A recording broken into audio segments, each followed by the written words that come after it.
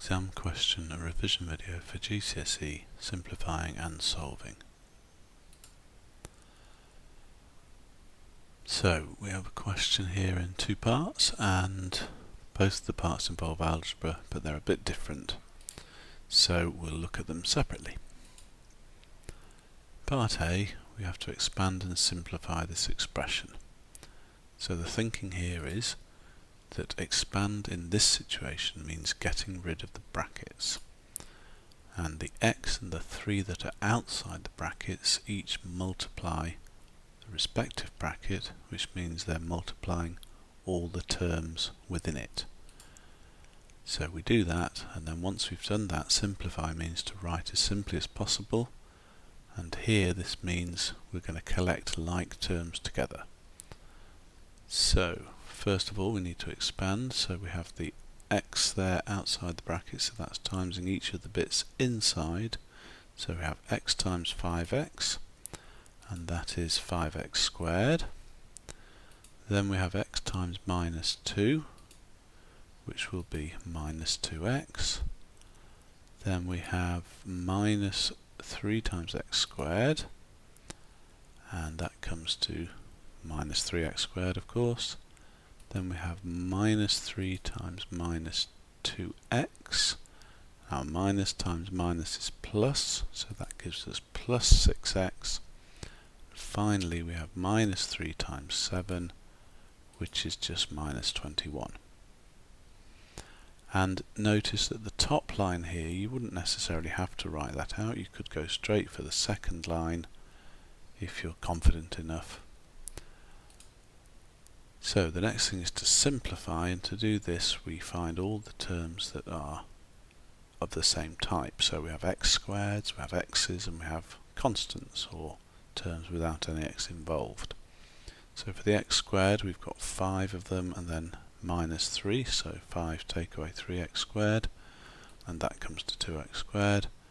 For x we have minus 2 plus 6x, which comes to 4x. And then we have the minus 21 at the end there. So there we are. We have 2x squared plus 4x minus 21. And if you wanted to check this, if you had time at the end, you could put a value in for x into the original expression, and then put it into the final expression, and check that they equal each other. So moving on to part B, we have 22 minus f over 3 equals 6, and solve here means find out what the value of f is. So things have been done to f which then end up with an answer of 6, and we need to undo these. Well, that's one approach, and we can work backwards then to find out what f is. So we'll have a look at that approach, and first of all think about what's happened to f. And we can think of it in different ways, but one way of thinking of it is that f has become negative, so that means we've times by minus 1. We then would add 22, so that will give us the 22 minus f we can see on the top of the fraction, and then we've divided by 3 to give us 22 minus f over 3. So if we want to start with 22 minus f over 3 and get back to f, we could just go back along these operations and do the opposites.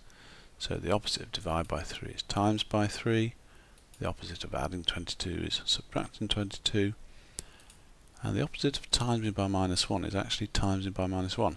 Strictly speaking, it's dividing by minus 1, but timesing or dividing by minus 1 is the same thing effectively, so we can just think of it as timesing by minus 1. So let's have a look at solving the equation using that method. We've got our 22 minus f over 3 equals 6, and the first thing we need to do is times both sides by 3. So we write the instruction down for our own benefit, and if we times 22 minus f divided by 3, and then times by 3, we get 22 minus f, of course, and then we times the 6 by 3, which gives us 18. The next step will be subtracting 22 from both sides.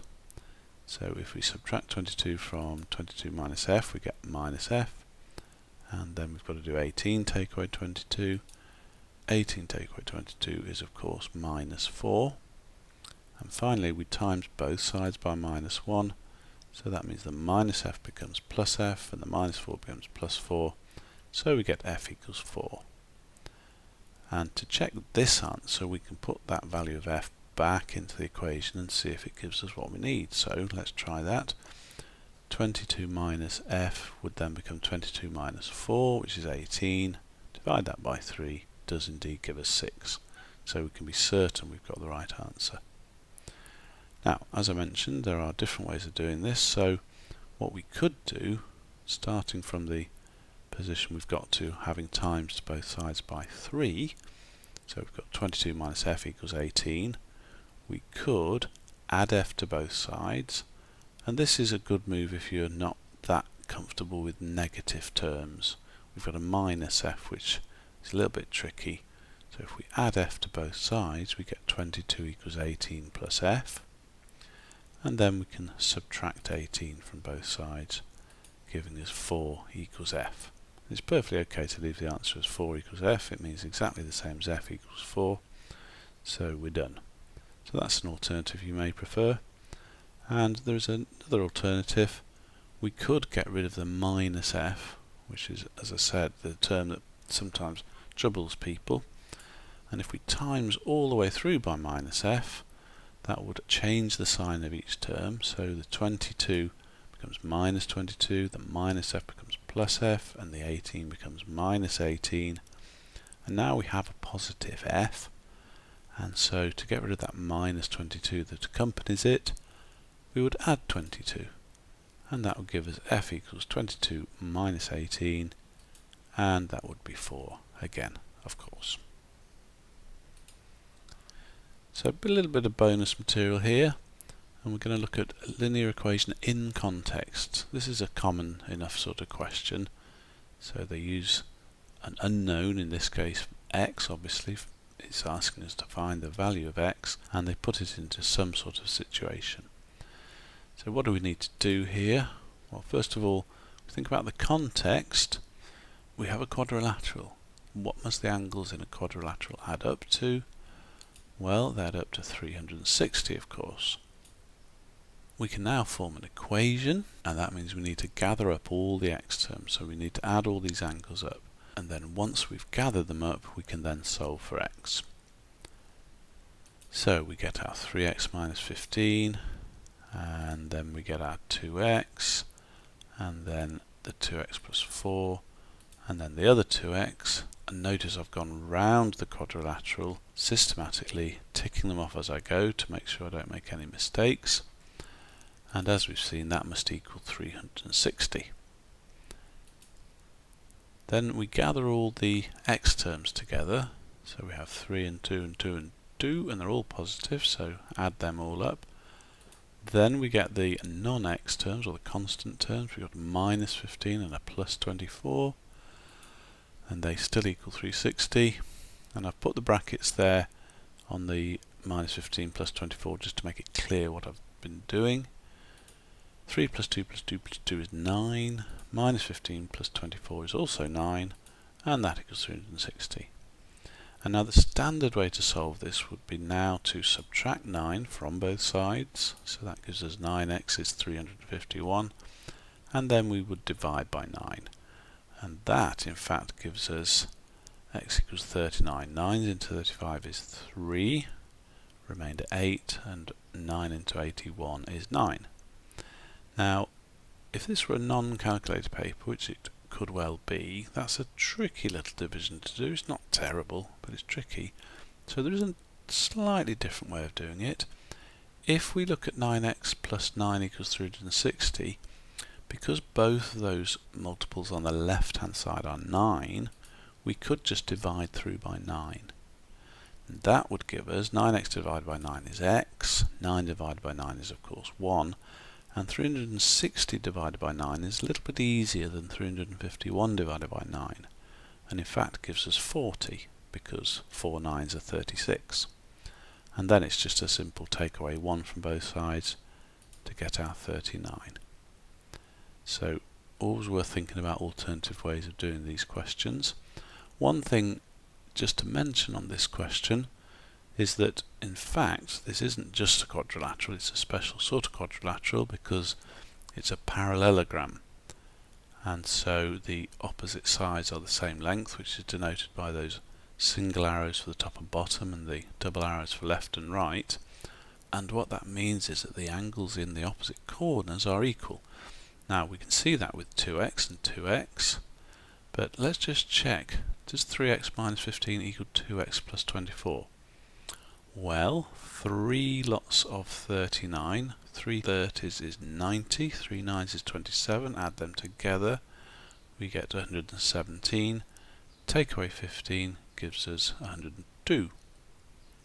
2 times 39 is 78, plus 24 gives us, add the 20 on gives us 98, add the 4 on gives us 102, so sure enough they do match up. Okay, now for the second bit of bonus material, we might have fractions and x's on both sides. These can be tricky because there's quite a lot to do, so plenty of room for mistakes. So what's our thinking here? And the first thing is, what's the most irritating part of this equation? Well, I think it's probably the fact that each of these fractions has a different denominator. We've got a 2, a 5 and a 3, and fractions always have their trickiness to deal with. So we could get rid of the fractions bit by bit, or we could do it all in one go. And once we've done that, we'll still have x's on both sides, but we could then sort that out and then should have a relatively simple linear equation. Okay, so how are we going to get rid of the 2, the 5 and the 3? Well, one thing to notice is that they are all prime numbers, and that means that we're going to have to multiply by each of them in the end in order to get rid of them from all the fractions. So we can do that in one go. So 2 times 5 times 3 is 30. So what we're going to do is multiply each fraction by 30. So we have 30 times the first one, 3x minus 4 over 2. 30 times the second one, 2x plus 1 over 5. And that equals 30 times the other side, which is 8 minus x over 3. And notice we've now included brackets for all those fractions on the numerator, because we don't want to make a mistake with multiplying by the 30. Okay, the first one, we've got a cancellation we can do, which is nice. 30 divided by 2 is 15. On the second one, 30 divided by 5 is 6. And on the third one, 30 divided by 3 is 10. And that's going to make things much easier. Now we just have to multiply those brackets out. So the 15 is going to times the 3x and the minus 4. 15 times 3x is 45x. 15 times minus 4 is minus 60. Then we have 6 times the 2x plus 1. 6 times 2x is 12x, and 6 times 1 is 6. And on the other side we've got 10 times the 8 minus x, which is going to give us 10 times 8 is 80, and 10 times minus x is minus 10x. So already, having got rid of those fractions, this looks a lot nicer. What we could do next, we could add the 10x to both sides to get it over on the left hand side, but it's probably easier to gather the terms on the left hand side first. So we've got the 45x plus 12x is 57x. We have minus 60 plus 6, which will be minus 54. And that still equals 80 minus 10x. So now we want the x's on one side and the constants on the other. So first of all we're going to add 10x to both sides.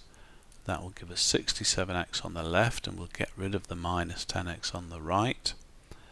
And then we're going to add 54 to both sides, which gets rid of the minus 54 on the left hand side and gives us 134 on the right hand side. And then finally, to get x on its own, we need to divide by 67, and it's rather nice because 134 is 2 lots of 67, and the very fact that that divides exactly gives us confidence that we've got the right answer. Now to check this, we can put the 2 back into the original fractions. So if we look at the 3x minus 4 over 2, well 3 times 2 is 6, 6 take away 4 is 2, 2 divided by 2 is 1. If we put it into 2x plus 1 over 5, we get 2 times 2 is 4, plus 1 is 5, divided by 5 is also 1. So that means we've got 1 plus 1 on the left hand side. On the right hand side, we've got 8 take away 2 is 6, 6 divided by 3 is 2. And so it does work. And you might want to jot down these checking calculations that have been in this video as a way of remembering that you can do that sort of check, and it's actually better than going back through your working if you check it that way.